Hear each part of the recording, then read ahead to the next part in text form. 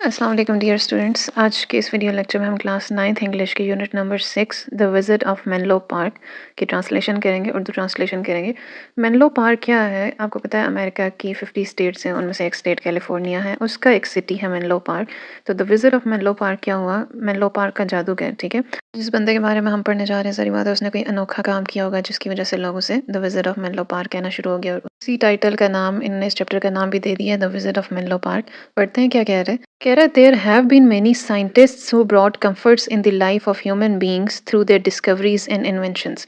कह रहा है दुनिया में बहुत से साइंसदान ऐसे गुजरे हैं हु ब्रॉट कंफर्ट्स, जिन्होंने क्या किया, सहूलतें पैदा की, आसानियां लाई, in the life of human beings, इंसानों की ज़िंदगी में, through their discoveries and inventions, अपनी दरियाफ्तों और इजादात के साथ।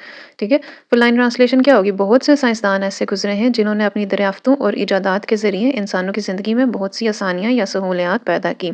अब यहाँ पे डिस्कवरीज और इन्वेंशंस दो वर्ड यूज़ हुए हैं। आपको पता होना चाहिए डिस्कवर करना क्या होता है, दरियाफ्त करना, ठीक है, कोई चीज़ पहले से मौजूद है उसको सिर्फ दुनिया के सामने लाना। और इन्वेंट करना क्या होता है, एक चीज़ पहले मौजूद नहीं है उसको नए सिरे से बनाना। ठीक है, कह रहे Thomas Alva Edison is one of them. Thomas Alva Edison भी उनमें से एक हैं। किन में से एक हैं? जो बहुत से साइंटिस्ट जिनने इंसान की ज़िंदगी में आसानियाँ लाई, उन साइंटिस्ट में से एक हैं। कह रहा he was born in 1847 at Port Huron Michigan in America. कह रहे अमेरिका की एक स्टेट है मिशिगन, उसका एक सिटी है पोर्ट ह्यूरन, वहाँ पे थॉमस अल्वा एडिसन 1847 में पैदा हुए। यहाँ पे तीन चीज़ें यूज़ हो रही हैं, अमेरिका, मिशिगन, पोर्ट ह्यूरन। ठीक है, तो पता होना चाहिए कि जो 7 कॉन्टिनेंट्स है दुनिया में, उनमें से 2 कॉन्टिनेंट्स हैं नॉर्थ अमेरिका और साउथ अमेरिका। और नॉर्थ अमेरिका में जो कंट्रीज़ हैं उनमें से एक है यूनाइटेड स्टेट्स, और वो यूनाइटेड स्टेट्स जिसे हम अमेरिका बोलते हैं। ठीक है, तो उस यूनाइटेड स्टेट्स में 50 स्टेट्स हैं। ठीक है, 50 स्टेट्स को उन्हें यूनाइट किया हुआ है। उन 50 स्टेट्स में से एक है मिशिगन और उसका एक सिटी है पोर्ट ह्यूरन। ठीक है, कह रहे हैं his mother sent him to school at the age of 7। Thomas Alva Edison की वालदा ने उसे 7 साल की उम्र में स्कूल भेजा। One day his mother Mrs Nancy Edison came to school to meet his teacher. कह रहे वन डे, एक दिन, his mother Mrs Nancy Edison, उनकी वालदा Mrs Nancy Edison, came to school, वो स्कूल गई, टू मीट हिज टीचर, कि उसके टीचर से मुलाकात, उसकी टीचर से, या फीमेल है या मेल है हमें पता चलेगा, उनसे मुलाकात करने के लिए वो स्कूल गई। The teacher said to her, teacher ने उनसे कहा, आई एम सॉरी, मुझे अफसोस है, मैं शर्मिंदा हूँ, your boy seems to be backward, आपका बेटा समझने में कमज़ोर लगता है। He simply does not want to learn, वो बिल्कुल सीखना ही नहीं चाहता। दिस शॉक्ड हर, ये बात सुनकर उन्हें झटका लगा। एंड शी सेड, उन्होंने कहा, व्हाट नॉनसेंस, क्या बकवास है, Tom is a very clever boy, Tom बहुत ज़हीन लड़का है। I shall teach him myself, मैं उसे खुद पढ़ाऊंगी। It brought to an end the school career of Thomas Alva Edison. कह रहे it brought to an end, इस बात ने ख़त्म किया, द शॉर्ट स्कूल करियर, मुख्तसर स्कूली career, of Thomas Alva Edison, Thomas Alva Edison के। ठीक है, यानी फुल लाइन ट्रांसलेशन क्या होगी, इस बात ने थॉमस एल्वा एडिसन के मुख्तसर स्कूली करियर का खात्मा किया। He had been going to school just for 2 months, वो सिर्फ 2 माह के लिए स्कूल गया था।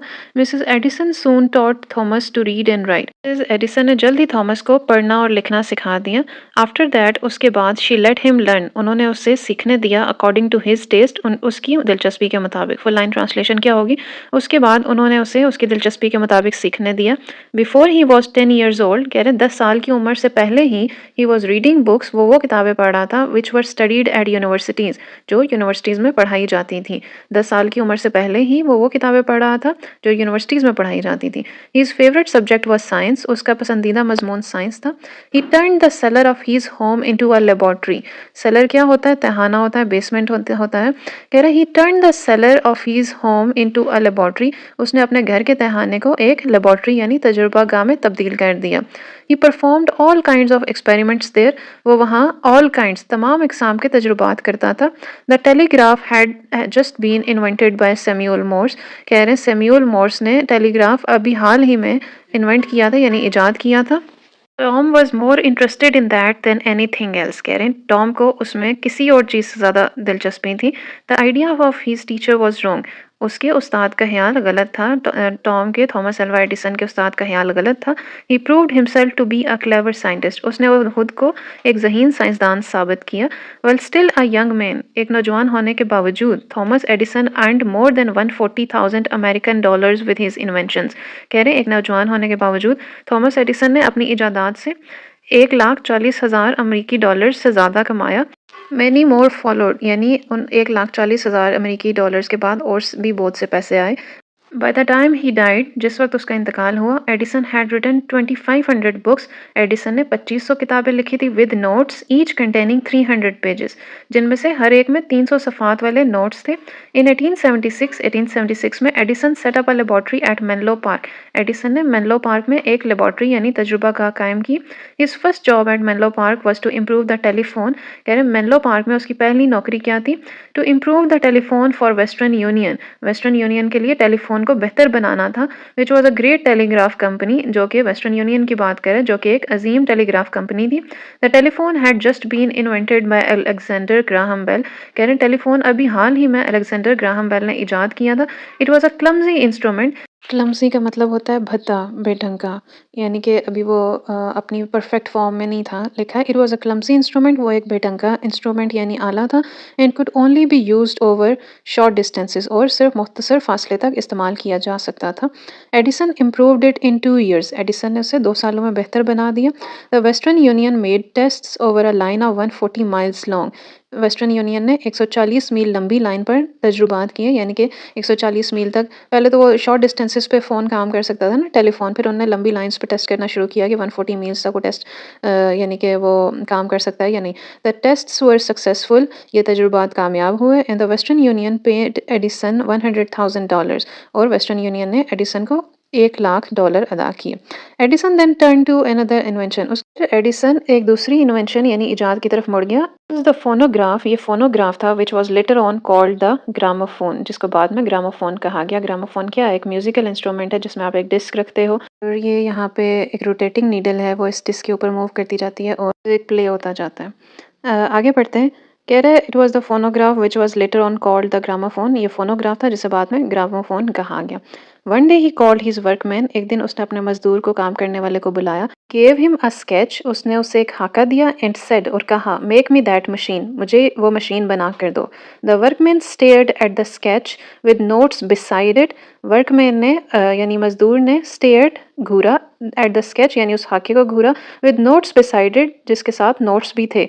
ही सेड टू एडिसन, उसने एडिसन से कहा, what is it for boss? ये क्या है बॉस? ये किस लिए है boss? It does not seem to make sense, ये बेमानी लग रहा है, इसका कोई मतलब मकसद नहीं लग रहा।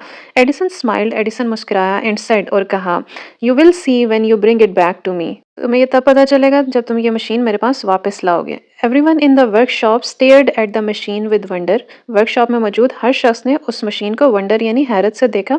दे सॉ, या हैरत से देखा या घूरा। They saw a cylinder with a handle attached to it. उन्होंने एक सिलेंडर देखा with a handle attached to it, जिसके साथ एक हैंडल लगा हुआ था। There was a diaphragm to which a needle was fixed. उसमें एक डायाफ्राम था जिसमें एक सुई लगाई गई थी। Edison came to test the machine. Edison machine का तजुर्बा करने आया। Some of the men stared hard at him. उसको बहुत ज़्यादा घूर रहे थे। They saw him wrap a sheet of tin foil around the cylinder. उन्होंने उसे सिलेंडर के गिर्द एक टिन फॉयल की शीट यानी चादर को लपेटते हुए देखा। He place the needle on the tin foil. उसने सुई को टिन फॉयल पर रखा। टर्न द हैंडल, हैंडल को घुमाया। And spoke into the diaphragm, और डायाफ्राम में बोलना शुरू हो गया। Mary had a little lamp. Mary के पास एक छोटा सा लैम्प यानी भेड़ का बच्चा या मेमना था। Fleece was white as snow. उसकी ऊन बर्फ की तरह सफ़ेद थी।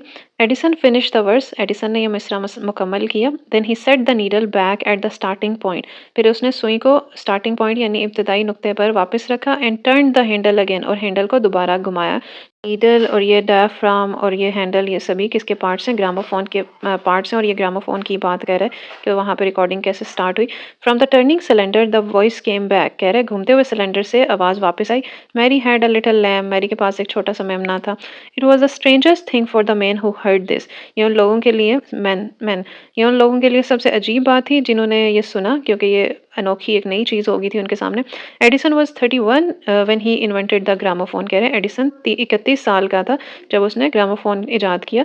This invention made him famous all over the world. इस इजाद ने उसे दुनिया भर में मशहूर कर दिया। People began to call him the wizard of Menlo Park, और लोगों ने उसे मेनलो पार्क का जादूगर कहना शुरू कर दिया। Edison worked for 20 hours a day. Edison हर दिन में 20 घंटे काम करता था। Sometimes he would work for 3 और 4 days without going to bed. कभी-कभार वो 3 या 4 दिन बगैर सोए काम करता रहता था. From time to time कभी-कभार he would rest for 15 minutes. कभी-कभी ऐसा होता कि वो 15 मिनट के लिए आराम कर लेता. When he started work again, जब वो दोबारा काम शुरू करने लगता, he would seem completely fresh. तो वो बिल्कुल ताज़ा दम लगता. In 1878 he decided to invent an electric lamp. 1878 में उसने एक इलेक्ट्रिक यानी बरकी लैंप इजाद करने का फैसला किया. फर्स्ट ऑफ ऑल सबसे पहले ही प्रोड्यूस्ड लाइट, उसने रोशनी पैदा की by passing an electric current, बरकी करंट गुजार कर, थ्रू प्लाटिनम वायर, प्लाटिनम की तार से बरकी करंट गुजार कर उसने रोशनी पैदा की. इनसाइड अ ग्लास ग्लोब, एक ग्लास ग्लोब के अंदर. वो पुराने वाला बल्ब इमेजिन करें, येलो कलर का जो लाइट जो देता है इलेक्ट्रिक से हट के जो होता है. कह रहे first of all he produced light by passing an electric current through platinum wire inside a glass globe.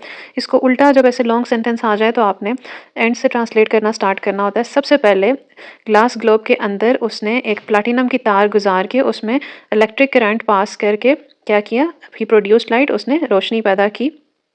So he sucked out the air from the glass globe, लिहाजा उसने ग्लास ग्लोब से हवा को बाहर निकाल दिया. एंड सील्ड इट अप, और उससे बंद कर दिया, यानी एक वैक्यूम डेवलप किया उसने. The platinum wire glowed brightly, platinum की तार इनसाइड द ग्लोब, ग्लोब के अंदर ग्लोड ब्राइटली, बहुत तेजी से चमकने लगी.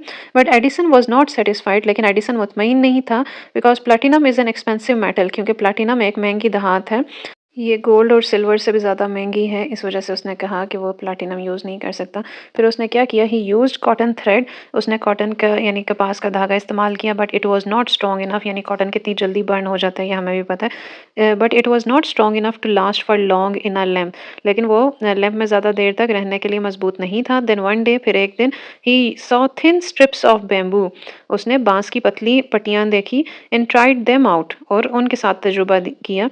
लास्ट पैराग्राफ है, ये इंपॉर्टेंट भी है, आ भी सकता है क्योंकि 4 लाइन्स हैं. Edison made 6000 tests for the electric lamp, Edison ने 6000 टेस्ट किए इलेक्ट्रिक लैम्प के लिए. एडिसन ने बरकी लैम्प के लिए 6000 तजुर्बे किए. Bamboo strips were used for filament in the electric lamps for 10 years, electric lamp के लिए 10 साल तक बांस की पट्टियाँ फिलामेंट के तौर पर इस्तेमाल की गई. और nowadays tungsten wires are used for filament in electric lamps, और आजकल इलेक्ट्रिक लैम्प में टंगस्टन की तारें फिलामेंट के तौर पर इस्तेमाल की जाती हैं. आपने देखा होगा जो पुराने बल्ब हैं, अब ये शायद बुक जब लिखी गई थी तब एनर्जी सेवर इतने कॉमन नहीं थे, लेकिन अब एनर्जी सेवर हैं तो उनमें ऐसा नज़र नहीं आता अंदर क्या यूज़ हुआ हुआ है. लेकिन पुराने जो बल्ब थे उसमें आपने देखा होगा कि 2 वायर्स एक स्पाइरल से फिलामेंट के साथ अटैच्ड होती हैं और लाइट प्रोड्यूस करती हैं. ग्लॉसरी देख लेते हैं इसकी, पेज नंबर 56 पे ग्लॉसरी है. कह रहे हैं बैकवर्ड, बैकवर्ड डल इनएफिशिएंट यानी नकम्मा कुनज़हन. कॉन्वर्सेशन डिस्कशन गुफ्तगू बातचीत. विजिट मैजिशियन जादूगर. करियर प्रोफेशन जॉब यानी पेशा. कैरिड कंटिन्यूड यानी मुसलसल करते जाना, कंटिन्यू करना. अच्छा, बिल्ट है सेटअप, तामीर किया गया, बनाया गया, ठीक है. Made. Improve to make better, improve यानी बेहतर बनाना. क्लमजी ऑकवर्ड या अगली, क्लमजी का मतलब होता है बेढंगा, ठीक है. इंस्ट्रूमेंट लिखा है डिवाइस, आला. प्रॉम्प्टली क्विकली फ़ौरन जल्दी से. Stare gazed, looked with surprise यानी कि घूरना. वंडर सरप्राइज हैरत ताज्जुब. स्ट्रेन टेंशन प्रेशर, स्ट्रेन का क्या मतलब है, दबाव, या फिजिक्स में भी पढ़ते हो. फ्लीस है ऊन वूल. प्रोड्यूस पैदा करना, ठीक है, बनाना, जनरेट करना. अमेजमेंट सरप्राइज हैरत, और फिलामेंट धागा होता है. Thin wire in a lamp और बल्ब. ये थी इस चैप्टर की फुल ट्रांसलेशन. आई होप सबको समझ आ गई होगी. नेक्स्ट वीडियो में इंशाल्लाह हम चैप्टर 7 की ट्रांसलेशन और ग्लॉसरी डिस्कस करेंगे.